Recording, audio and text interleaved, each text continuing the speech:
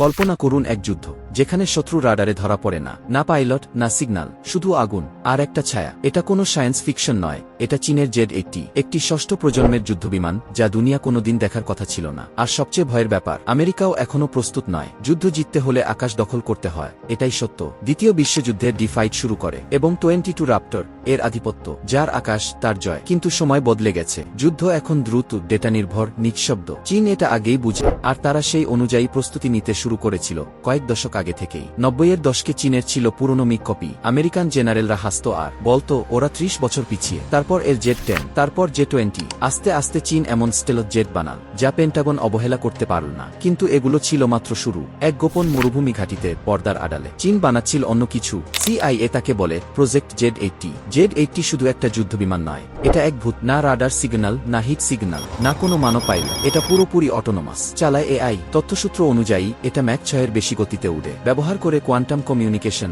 যা হ্যাক করা যায় না, দেখা যায় না। এটা যুদ্ধ করে, ধ্বংস করে, অদৃশ্য হয়ে যায় কোনো কমান্ড ছাড়াই। আর সবচেয়ে ভয়ঙ্কর ব্যাপার, এটা ঘুমায় না, ভয় পায় না, আর লক্ষ্যভ্রষ্ট হয় না। চীন এমন একটি মরণযন্ত্র বানালো কেন? কারণ তারা ভবিষ্যৎকে ভয় পায়, বা বলা যায় তারা ভবিষ্যৎ দখল করতে চায়। আমেরিকার নৌবাহিনী ঘিরে রেখেছে দক্ষিণ চীন সাগর। জাপান, অস্ট্রেলিয়া, ভারত সবাই তৈরি করছে জোট। তাইওয়ান অস্ত্রের সজ্জিত। চীন নিজের কাছে এক প্রশ্ন রাখল, যদি এমন যুদ্ধ হয় যেখানে কোনো মানুষ মারা না যায়, যদি আমাদের জেটে থাকে না কোনো পাইলট, শুধু লক্ষ্য?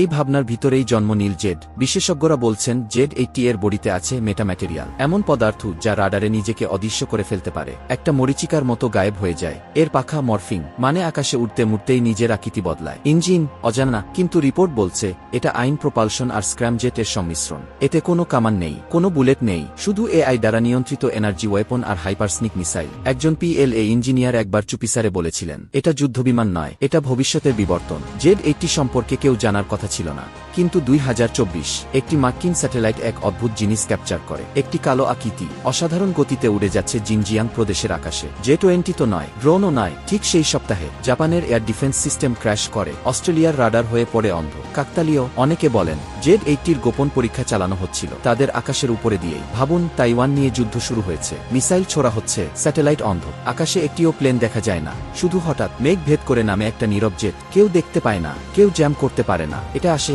আঘাত হানে, গায়েব হয়ে যায়। এটাই Z-80 এর ভয়ঙ্করতা। আর সবচেয়ে বিপজ্জনক দিক, আপনি জানতেই পারবেন না ওটা আসছে যতক্ষণ না সব শেষ হয়ে গেছে।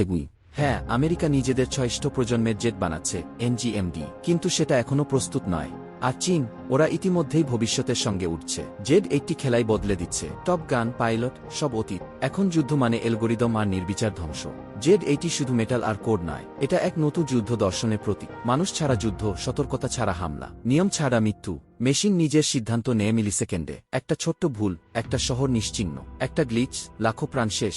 প্রশ্ন হচ্ছে, আমরা কি এর জন্য তৈরি?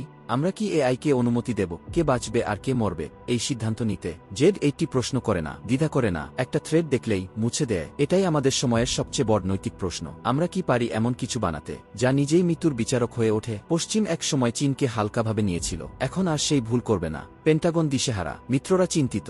নতুন প্রতিযোগিতা শুরু হয়েছে, লোহার নয়, সিলিকনের। আর এই নতুন যুদ্ধের কেন্দ্রবিন্দুতে দাঁড়িয়ে আছে একটি অদৃশ্য, নীরব ঘাতক, Z-80। শেষ পর্যন্ত Z-80 শুধু একটা যুদ্ধবিমান নয়, এটা একটা প্রশ্ন যেটা প্রতিটি দেশের কমান্ড সেন্টারে প্রতিধ্বনিত হচ্ছে। যদি যুদ্ধ একদিন পুরোপুরি মেশিন নির্ভর হয়, তবে মানুষের মূল্য তখন আর কি? কারণ একদিন আমাদের আকাশ অন্ধকারে ঢেকে যাবে, আর যখন আমরা তাকিয়ে দেখব তখন অনেক দেরি হয়ে যাবে। এই ভবিষ্যৎ যদি তোমায় ভয় দেখায় অথবা আগ্রহ জাগা, তাহলে সাবস্ক্রাইব করে ফেলো, কারণ পরবর্তী যুদ্ধটা হয়তো সেনাবাহিনী নয়, শুধু একটাই জেট লাগবে। কি